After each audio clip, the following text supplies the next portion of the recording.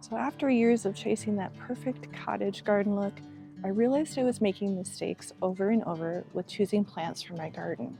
I felt like it was time to shift my gardening mindset and start to make some practical changes in terms of my plant choices. And I've noticed those extremes between hot and dry weather and then long periods of rain that seem to go on for days and weeks on end. If you're experiencing periods of drought in particular, you may be feeling that urge to water your garden every day. Well, there is good news. There are drought-tolerant plants that are well adapted to dry conditions and poor soil. So in this video, I'm going to share with you my 10 favorite perennials that will add beauty to your garden without raising your utility bill.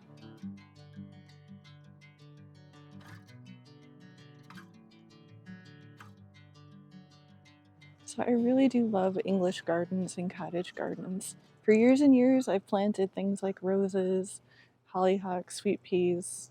And I think too, for years, I was kind of doing the same thing over and over, repeating the same mistakes, expecting a different result. But now I'm making choices where I'm trying to include more resilient plants into my garden. I'm trying to be more knowledgeable about native plants and also things that are just plain more resilient, like certain kinds of drought-tolerant perennials. So one of the first plants I want to talk about today is Russian sage. I've got a bunch of this around different areas of my garden, and it's super duper drought tolerant. The thing that makes Russian sage so special is both in its roots and its leaves. So first of all, you may notice the gray-green leaves and stems of Russian sage. The sticky substance on the surface, which also has this like camphorous smell to it, protects the plant from losing moisture. When the sun and the wind hit it, it kind of creates this protective barrier on the plant so it can keep the moisture in. So the other kind of superpower that Russian sages have is their root system. So they have deep tap roots that allow the roots to go into the soil to find moisture when they need it. So once you plant a Russian sage, you just want to make sure you've got it in full sun with well-drained soil. I do have mulch here, but you don't necessarily need a wood mulch. Gravel mulch would work well too with these. And you want to decide where you're going to put them because they're really difficult to move after they've become established and matured because of that really strong taproot. It's kind of a pain to have to dig them up. They also get fairly large. This is the regular Russian sage, which gets about 4 feet tall and wide at maturity. There are some smaller hybrids now that you can get that stay more compact if you've got a smaller garden. So there's a few more plants that have some adaptations similar to Russian sage that I'm going to show you next. So my next favorite plant is called yarrow. I've had different kinds of yarrow, otherwise known as achillea, over the years. This particular one is called Summer Pastels. It has a nice pastel blend of different soft colors of pink and peach and some cream tones. I also have another one called Saucy Seduction, which is shorter and has more hot pink flowers. I used to have another one called Moonshine that has these really lovely lemon yellow flowers with kind of that silvery foliage that was similar to the Russian sage. So what makes this plant really great for dry weather and dry soil is it also has a deeper, more fibrous root system, so it can kind of keep going in those dry conditions and find moisture where it needs it. And it also has this more ferny, fine foliage, which again helps it to have less surface area, so it doesn't dry out as much in really hot, sunny weather or windy conditions. And then a lot of yarrows also have aromatic oils in their leaves too, which have that kind of camphorous scent. And again, that helps keep that moisture in the leaves during dry periods. Now, one of my favorite drought-tolerant plants is in the Mediterranean family of plants, kind of like rosemary and thyme, and that's lavender. So this is lavender that I've grown over the years, and over there I just planted a bunch of new lavender plants.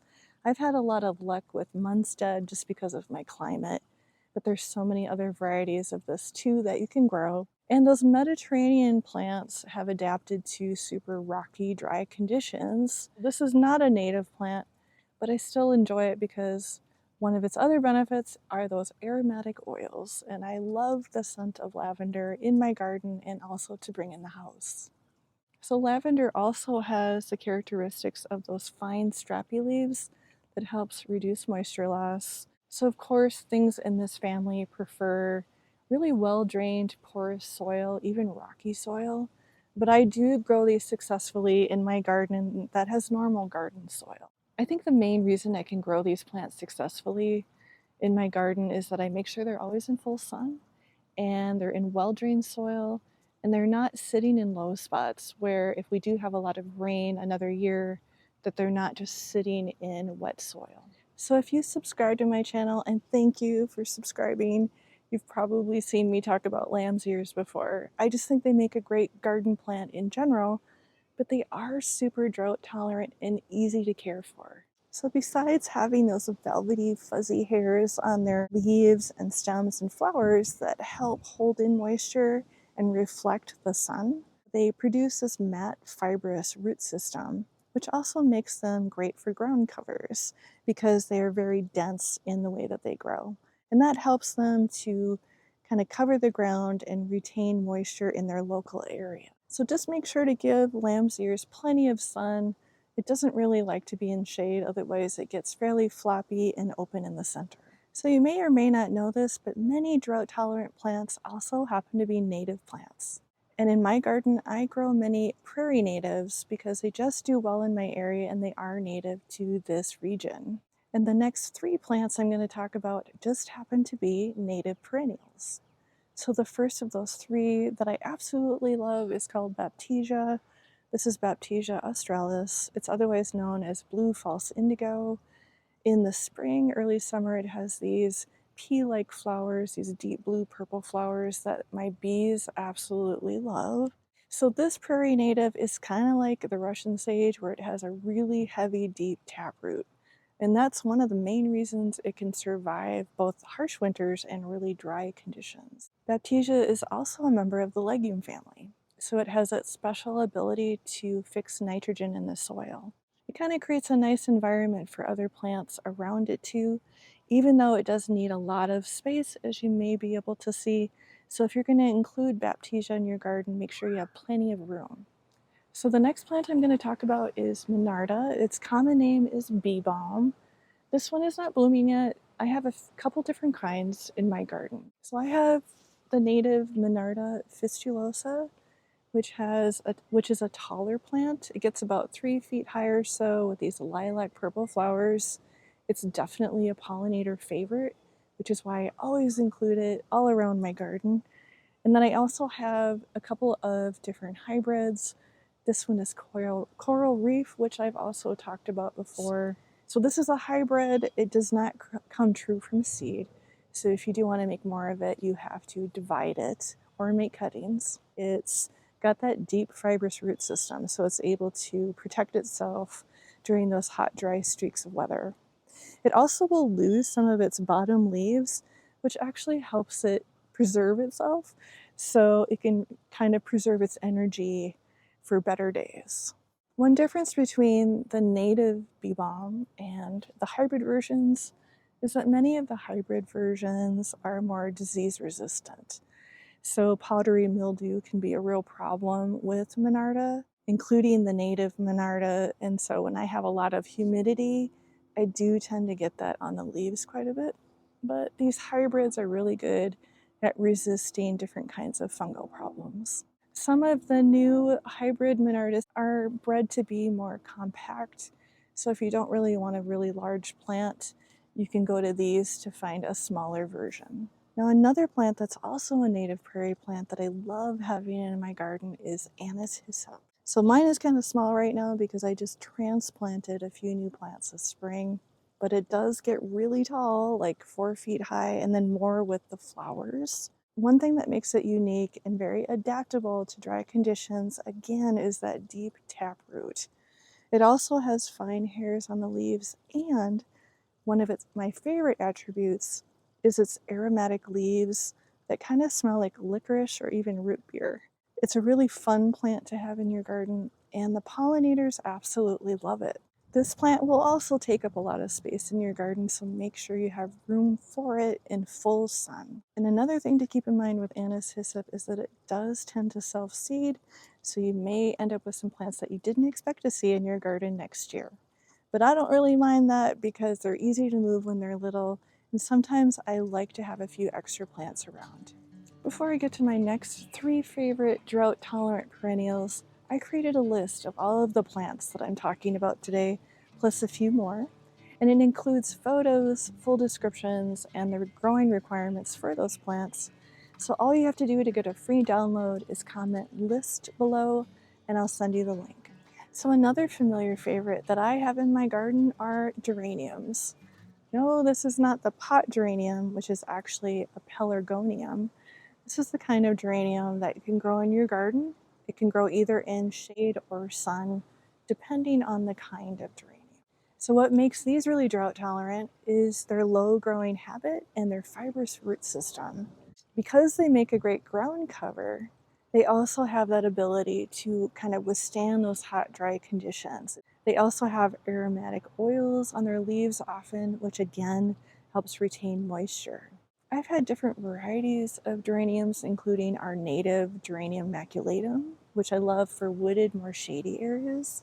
That one tends to be more of a spring ephemeral, and it kind of goes to sleep in the summer. But there are other hardy geraniums that look good all year round. And currently I have Biokovo, which has white flowers, and for me tends to be a smaller plant, a more compact plant. And I like to tuck that one in and around other plants to help fill spaces. I've hardly had to water my geraniums at all once they've been established when it's been really dry weather. If they do wilt or die back a little bit, it seems like they're able to recover okay. One other reason I like to include geraniums in the garden is they make great companion plants to other plants. So remember those roses I talked about before? Well, geraniums make a good companion plant for them and help shade the roots of my roses. So another drought-tolerant plant that I can't do without in my garden are sedums. So again, if you've subscribed to my channel, and thank you for subscribing, you've probably heard me talk about sedums over and over again. I can't help it because I love these plants and they perform so well in those really extreme, dry, hot weather conditions. They are in the succulent family, so they naturally can hold moisture in their leaves and stems, flowers, and roots. So because they have the ability to store water and retain water here, they don't need as much moisture or rain. In fact, they really do like well-drained soil and full sun. So if you don't have that, they may suffer from a few diseases and other problems. Another fun fact that sedums have that help them to be drought resistant is that on the surface of leaves of plants, they have pores called stomata. And for most plants, they actually open the stomata during the daytime, but sedums have this ability to open their pores at night, and that helps them to reduce moisture loss. So if you haven't been inspired yet by all of the other suggestions I had for drought-tolerant plants, maybe this one will do the job. So this one is called Eryngium ucifolium. Its common name is rattlesnake master. This is also a prairie native, and I love it. It makes a big, bold statement in the garden, and it's really unusual looking and almost looks like a desert plant. So this one will get quite a bit taller, probably around 5 feet tall once the flowers have matured.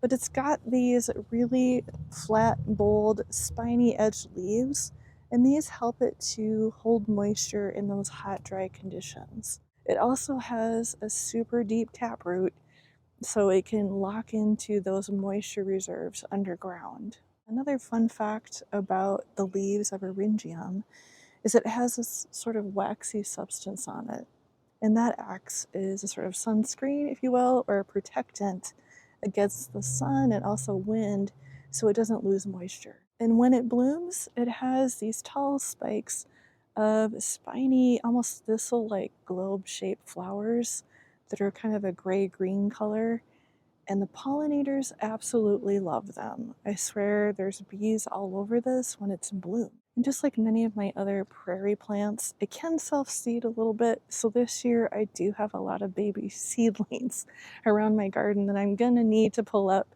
But it's kind of nice too if you want to take a few and put them somewhere else in your garden. So with the syringium, as well as all of the other plants that I talked about today, they really are low maintenance plants and they don't require hardly any watering once they're established. I hope you enjoyed this video and found it helpful. Thanks for watching, and I will see you next time.